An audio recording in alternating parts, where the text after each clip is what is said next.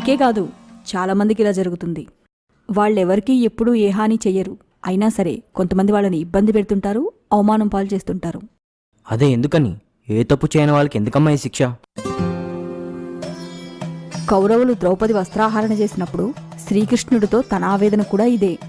హే కృష్ణ, నేనేం పాపం చేశానని నిండు సభలో నాకీ శిక్ష, ఈ అవమానం? అందుకు శ్రీకృష్ణుడు, నువ్వు పాపాలు చేశావని శిక్ష కాదు, కౌరవులు చేసిన పాపాలు పండి వాళ్లకు శిక్ష పడే టైం వచ్చిందని అర్థం. నువ్వు కేవలం వాళ్లకు శిక్ష పడడానికి పాత్రధారివి మాత్రమే. నువ్వెవరికీ హాని చేయకుండా నిన్ను ఇబ్బంది పెడుతున్నారంటే అందుకు తప్పు నీది కాదు, వాళ్లది. వాళ్లని శిక్షించడానికి విధిని నించుకుందని అర్థం. ఓపికా సహనంతో ఉండు, తప్పు చేసిన వాళ్లకి శిక్ష పడక తప్పదు.